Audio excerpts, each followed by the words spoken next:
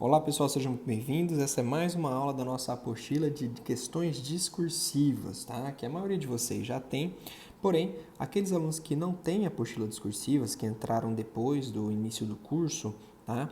Me procurem, por favor, para que vocês possam recebê-la. Em todo caso, eu vou deixar um PDF aqui nessa aula embaixo para que vocês possam acompanhar aí de casa, né?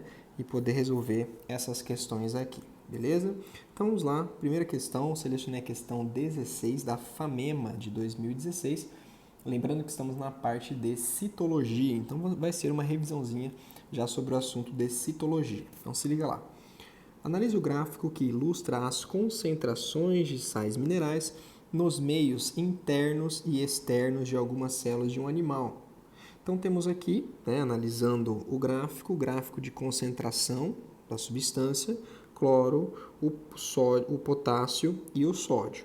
Aqui nós temos o meio extracelular, aqui nós temos o meio intracelular, sendo que no cloro nós temos maior concentração dentro da célula, no sódio nós temos maior concentração fora da célula e no potássio nós temos maior concentração dentro da célula. Já o cloro tem menor concentração dentro da célula, o potássio tem menor concentração fora da célula e o sódio tem menor concentração fora da célula. Então, basicamente, nós temos aqui fora e dentro, dentro e fora, tá? Aqui nós temos, nessa situação, com maior concentração fora, temos o cloro e o sódio, e com maior concentração dentro, temos o potássio. É uma situação desta forma aqui, tá? Continuando, vamos para as perguntas. Os resultados observados no gráfico se devem ao transporte ativo. Ele está dizendo isso, já está afirmando, que ocorre nas membranas da célula. Indique a substância orgânica responsável pelo transporte ativo na membrana celular desse animal. Essa é a primeira pergunta. Qual dado observado no gráfico permite relacionar os resultados com o transporte ativo?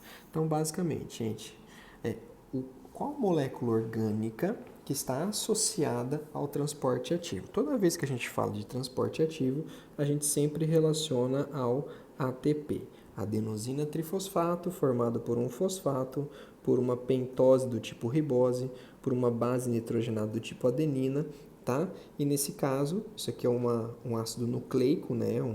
É um nucleotídeo associado a mais um fosfato, né? Esse aqui é um fosfato, e a um terceiro fosfato. Então, aqui seria um ATP, uma adenosina trifosfato, lembrando que a adenosina é a adenina mais a ribose, beleza? Então é isso aqui. A primeira pergunta é essa. Qual dado observado no gráfico permite relacionar com os resultados do transporte ativo? Então a gente vê que as barrinhas relacionadas entre dentro e fora, entre intra e extracelular, intra e extracelular, estão diferentes, tá? Então o ideal, vamos imaginar, se nós tivéssemos uma situação assim, ó, uma barrinha intracelular, aproximadamente no mesmo nível, na mesma concentração do extracelular, isso indicaria de alguma forma que dentro da célula, mesmo se eu tivesse uma concentração de mais para o menos, esse mais iria passar para o menos e algum tempo depois nós teríamos uma igualdade, atingiria um meio isotônico, tá? Como mostra, porque a tendência, o natural, é o que se espera.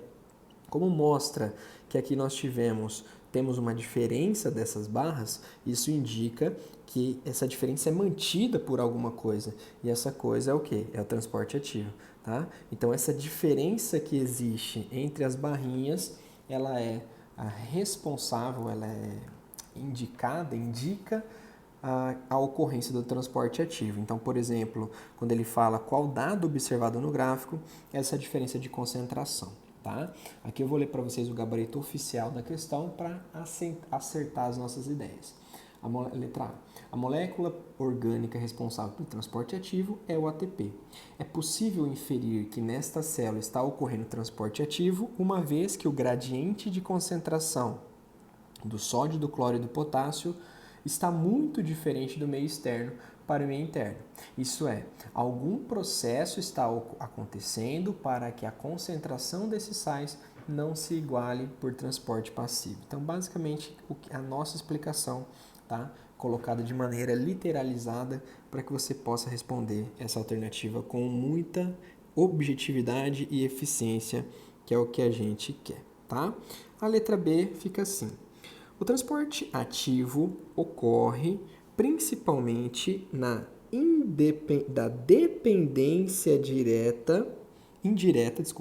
na dependência indireta do gás oxigênio. Então, isso é uma afirmação. Indique o processo metabólico que utiliza esse gás, ou seja, utiliza o oxigênio, e explique a relação deste processo com o transporte ativo. Então, vamos lá. O processo metabólico que utiliza o oxigênio, a respiração aeróbia. Esse é o processo metabólico que utiliza o oxigênio. Glicose, oxigênio, forma água, gás carbônico e ATP. Tá? Então, esse processo utiliza o O2.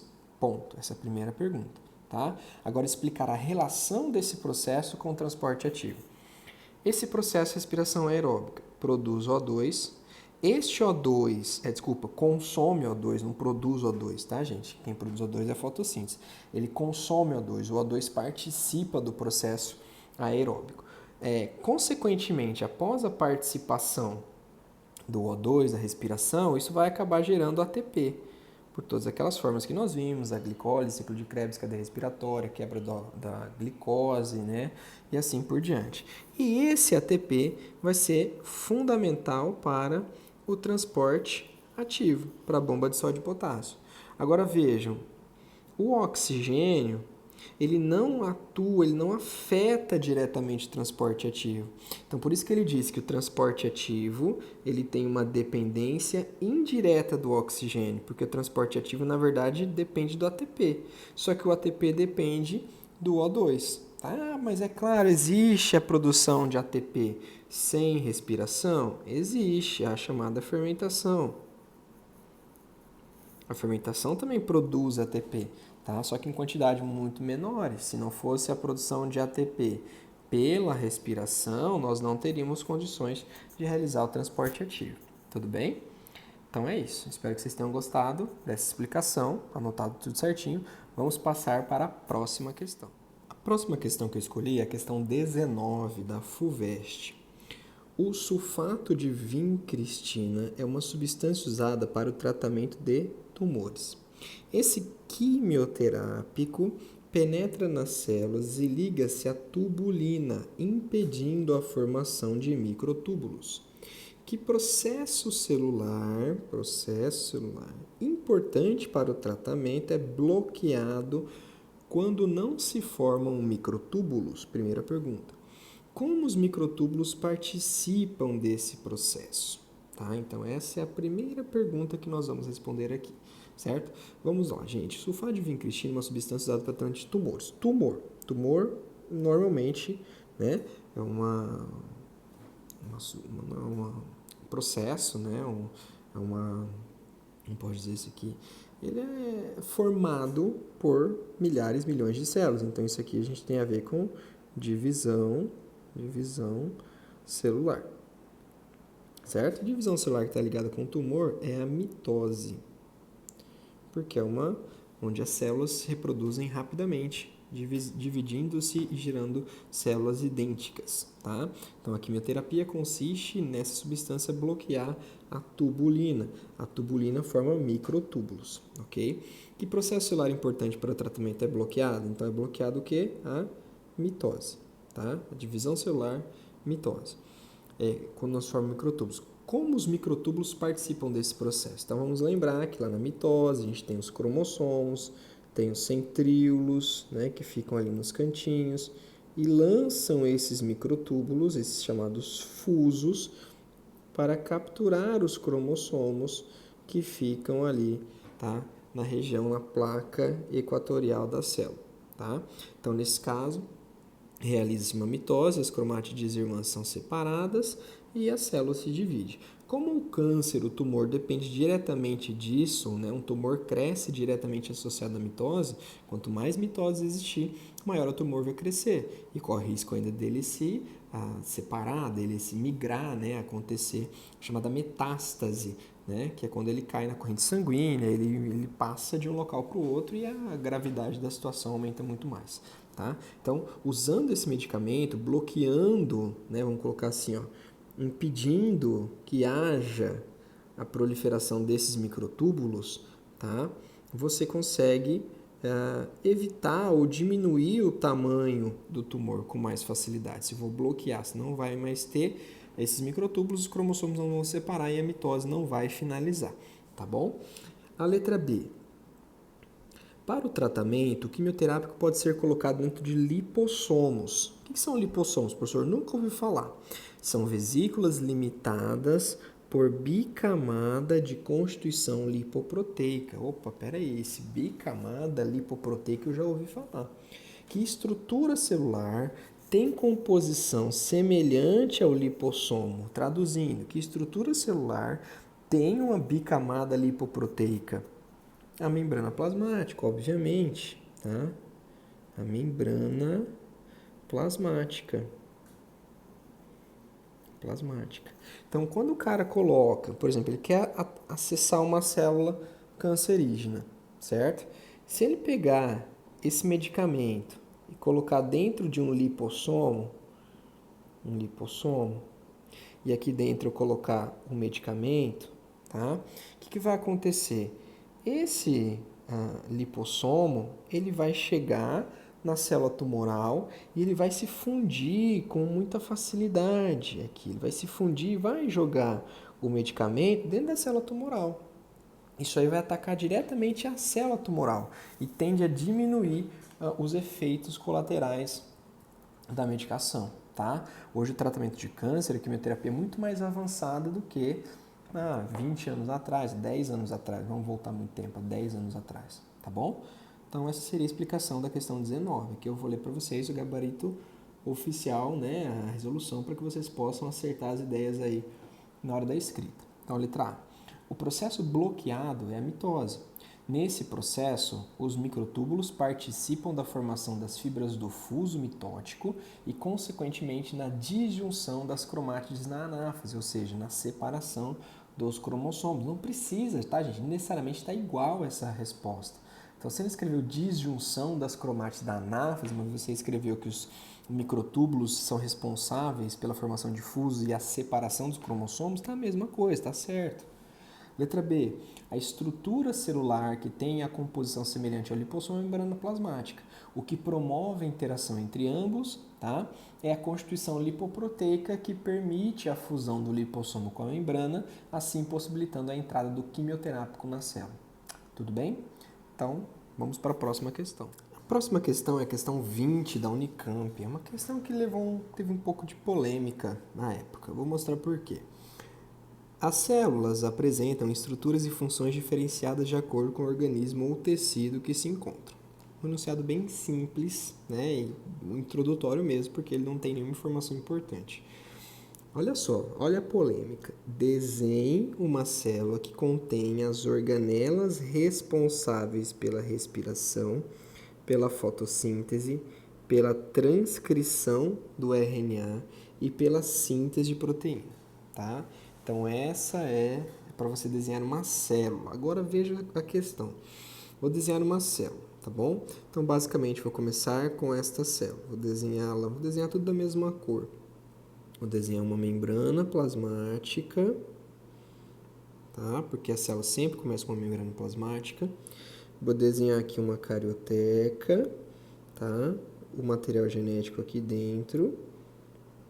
Então, aqui eu respondi pela célula, né? Então, para ser célula tem que ter uma membrana, tá? Eu desenhei uma carioteca com um núcleo, então, transcrição do RNA. Respiração celular, eu vou desenhar uma mitocôndria, preste atenção para mim, a mitocôndria, tá? Fotossíntese, eu vou desenhar um cloroplasto, preste atenção no meu cloroplasto. Então, ó, não é uma coisa perfeita, tá bom? Longe disso, até porque eu estou desenhando no iPad, né? E síntese de proteína, ou seja, os ribossomos, tá bom? Só que veja uma coisa, que está faltando aqui? Está faltando a parede celular. Por que a parede celular? Porque ele pediu em uma mesma célula que contenha tudo isso. Então, se é uma célula que contenha organelas, primeiro que é uma célula eucarionte, né? Então, eu deveria desenhar a carioteca, ok? Depois, respiração celular, tudo bem. Mitocôndria, que é essa aqui, que é igual para todo mundo, tá? Fotossíntese, o cloroplasto. Por ter cloroplasto, já passa a ser uma célula vegetal. Então, se já é uma célula vegetal, tem que ter a parede celular, tá bom? Transcrição, o núcleo, né, o DNA, e síntese de proteína e ribossomos, beleza? Essa é a primeira alternativa. Segunda, descreva a morfologia e indique as funções das estruturas que delimitam a célula desenhada. Então, muitos alunos aqui nesse momento entenderam ou não entenderam direito e descreveram tudo. Função da mitocôndria, que já estava escrito ali, né? Basicamente, mas repetiram do cloroplasto, enfim. Mas, na verdade, era para você escrever basicamente o quê? A parede e a membrana, tá? Parede e membrana. Então, parede celular de celulose, responsável por manter o formato da célula, responsável por evitar com que ela se rompa devido à entrada de água, tá? Basicamente era isso, para falar a composição e a função. Membrana plasmática, lipoproteica ou de fosfolipídios, uma bicamada de fosfolipídios, ó, morfologia, uma bicamada de fosfolipídios. Função, proteger a célula, permitir ou selecionar o material que vai entrar na célula, lembra? Permeabilidade seletiva, tá? Então, sempre que você tiver a oportunidade de falar de membrana plasmática, puder falar de permeabilidade seletiva, isso com certeza vai aumentar a sua pontuação, tá? Então, aqui eu vou ler para vocês o que o gabarito oficial ali dizia. Então, tem lá, né, a parede, a membrana, o núcleo, o DNA, a mitocôndria, o cloroplasto e os ribossomos. Tudo bem? Basicamente era essa letra A, não precisava colocar legenda, não precisava colocar nada, era só escrever isso aí. Eles não analisaram a qualidade do desenho, e sim se as estruturas básicas estavam presentes. A letra B, a célula desenhada é delimitada pela membrana plasmática e pela parede celular. A membrana plasmática é formada por uma bicamada lipídica associada a proteínas e sua função é controlar o fluxo de substância entre as células e o meio extracelular. A parede celular é constituída principalmente por celulose e tem como função dar resistência à mecânica da célula. Esse seria o gabarito mais próximo do excelente. Tá bom, gente? Então vamos para a próxima. A questão 21 é da Unital, Universidade de Taubaté, que é particular, medicina, feito pela VUNESP e é uma excelente modelo de vestibular para que vocês possam estudar, tá? Isso é uma prova que nem toda questão discursiva tem que botar medo em vocês, tá? Essa questão, por exemplo, ela é muito simples, vocês vão ver o que eu estou dizendo. Vamos lá. Por muito tempo julgou-se que as mitocôndrias permaneciam estáticas e imutáveis no interior das células. Na última década, no entanto, estudos diversos mostraram que elas são bastante dinâmicas. As mitocôndrias podem se fundir umas com as outras e gerar mitocôndrias maiores e mais alongadas. Olha que interessante. Podem ainda se dividir, isso aqui chama-se condriocinese, tá? E originar mitocôndrias menores de formatos arredondados, como se fosse um ser vivo à parte, né? Olha que coisa doida. Várias proteínas coordenam essa dinâmica mitocondrial. Uma delas, a mitofusina 2, nem sabia que existia isso aqui. Ajuda nessas organelas a se unirem e se alongarem.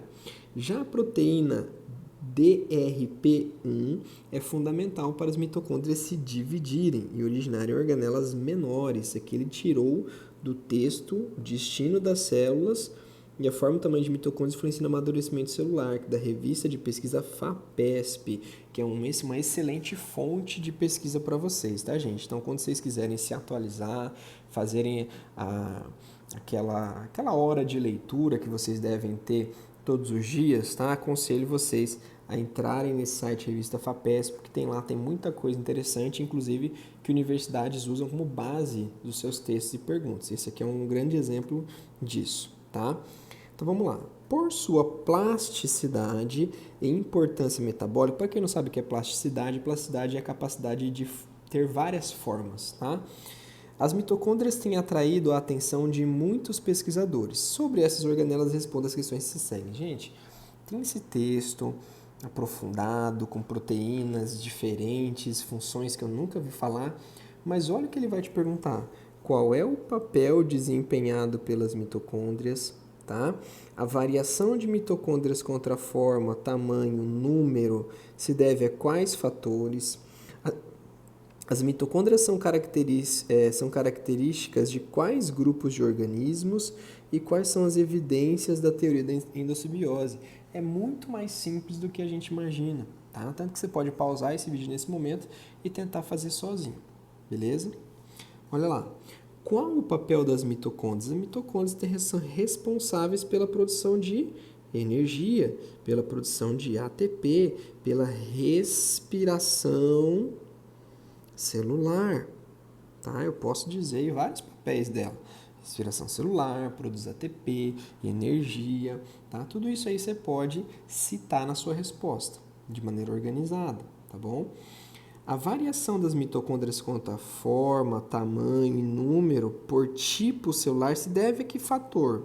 A necessidade de energia.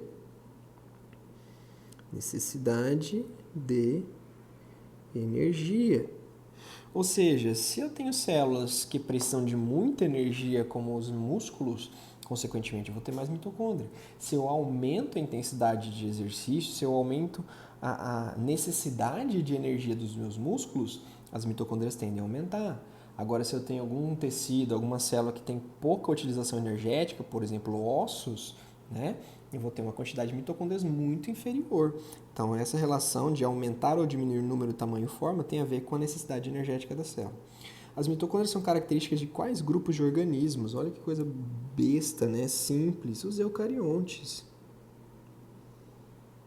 Tá? Eucariontes, que são as células que possuem núcleo organizado, todos os reinos, né? Todos os reino protista, reino plant, reino fungi, reino animal, com exceção do reino monera, que agrupa os procariontes, tá?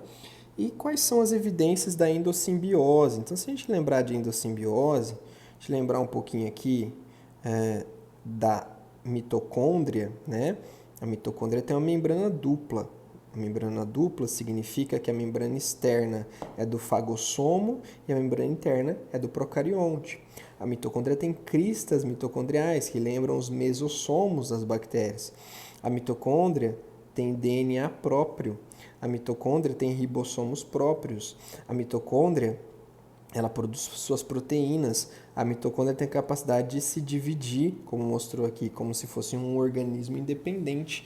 Então, tudo isso mostra uma evidência que essa organela é uma organela diferenciada. Ela não é uma simples organela, tá? Então, por isso que ela está relacionada com a endossimbiose, tá bom? Lembrando que ela e os cloroplastos também. Tudo bem? Vamos dar uma conferida, então, no nosso gabarito, tá? Da questão 21. Então, resposta da letra A, as mitocôndrias são responsáveis pela respiração celular aeróbica, tá? Letra B, deve-se à demanda energética de cada tipo celular. A letra C, eucarionte. E a letra D, a presença de DNA circular, tá, gente? DNA circular, esse detalhe importante, independente do DNA nuclear, a semelhança com procariontes na constituição genética, bem como os mecanismos envolvidos, a capacidade de autoaplicação, tá? Então, aqui são algumas características que vão colocar mitocôndrias e cloroplastos dentro da teoria da endossimbiose. Tudo bem? Vamos agora para a última questão dessa aula. Bora lá para a última questão da nossa aula. Eu escolhi a questão 23, também da Unicamp, tá? As funções das células estão relacionadas à sua estrutura e à sua atividade metabólica. Apresenta-se uma tabela em que estão discriminadas em porcentagens as extensões de membranas de algumas organelas. As extensões de membranas de algumas organelas de duas células, A e B, provenientes de dois órgãos diferentes. Então, provavelmente deve ser o mesmo animal, de órgãos diferentes, ele está fazendo a comparação. Então, o que eu tenho aqui? Eu tenho retículo rugoso, eu tenho retículo liso, eu tenho complexo de Golgi e eu tenho mitocôndria. Então, rapidamente, para refrescar sua cabeça, retículo rugoso, rugoso de ribossomo, ribossomo proteína. Então, é síntese de proteína, proteína para exportação. Tá? Retículo liso, liso L de lipídio, produção de lipídio. Além da produção de lipídio, também tem aquela parte de desintoxicação do organismo. Tá? Complexo de Golgi é secreção, exportação, tá? Células secretoras. E mitocôndria, produção de energia, tá bom? Quando a gente faz a comparação entre a célula A e B, a célula B tem maior porcentagem de retículo rugoso, a célula A tem maior porcentagem de retículo liso, a célula B tem maior porcentagem de complexo de Golgi, a diferença não é tanta, mas existe. A célula A tem maior porcentagem de membrana externa de mitocôndria e de membrana interna de mitocôndria. Então, basicamente, essa é a situação. A célula B tem mais retículo rugoso e complexo de Golgi, e a célula A tem mais retículo liso e mitocôndria. Tá? Então, vamos ver o que está nos pedindo. Compare os dados de A e B e indique qual delas predomina a atividade de destoxificação e em qual predomina a atividade de secreção. Acho que ficou bem fácil agora, né? Então, destoxificação tem a ver com retículo endoplasmático liso, tem a ver também com peroxissomos, que não está elencado na tabela. Então, com certeza, estamos falando da célula A. Já a síntese, secreção tem muito a ver com quem? Complexo de Golgi. Porque pode ser uma secreção, tanto uma secreção de proteínas quanto uma secreção de lipídios. É claro que mostra que com o rugoso em grandes quantidades, tá, você produz muita proteína, mas a amostra do complexo de Golgi também mostra que ele está em atividade de intensa secreção. Então, essa aqui é a célula B, ok? Experimentos bioquímicos realizados com os dois tipos celulares mostram que a célula A apresentava metabolismo energético mais elevado que a célula B. Como resultado desses experimentos podem ser confirmados a partir dos dados da tabela? A gente acabou de mostrar aqui, ó. Na célula A, nós temos maior quantidade de membrana externa de mitocôndria e de membrana interna. Só lembrando a seguinte situação, né? Com relação à membrana. A membrana externa da mitocôndria tem uma extensão. A membrana interna, ela sempre vai ser maior, porque ela tem as preguinhas. Então, se eu pegasse, por exemplo, deixa eu voltar aqui e mudar a cor. Ó, vou fazer internamente em azul, tá? Toda preguiada, ok? Agora, se eu fosse separar membrana externa, a membrana interna seria muito maior, tá? Do que a membrana externa. Só que ela é colocada aqui dentro, então aumenta a superfície de realização de que as enzimas possam ter o metabolismo, tá? Então isso aumenta bastante. Então seria pela quantidade de membrana interna e externa, tá bom? Vamos, para a gente fechar aqui, ver a resposta do gabarito da 23, tá? Então, letra A, a atividade de destoxificação é maior na célula A. Isso justifica pela presença de maior porcentagem de área de membrana de retículo liso. A célula B, por sua vez, é claramente secretora por apresentar grande área de retículo rugoso de complexo de Golgi, foi o que nós falamos. A letra B, percebe-se que a célula A, a porcentagem de área de membrana externa mitocondrial é maior que a célula B, indicando um número superior de mitocôndrias ou mitocôndrias de maior tamanho. Além disso, a célula A exibe também maior área de membrana interna quando comparada à célula B, indicando atividade enzimática mais intensa. Vamos lembrar que na membrana interna tem os citocromos, tem a ATP sintase, é tudo por ali que ocorre a grande parte de produção de ATP. Beleza, gente? Espero que vocês tenham gostado desse estilo de aula, desse tipo de aula. tá? Eu vou tentar disponibilizar para vocês toda semana uma nova aula sobre um assunto diferente de discursivas, para que vocês possam revisar ao mesmo tempo que estão estudando, tá? Durante o extensivo. Tudo bem? Grande abraço e até a próxima.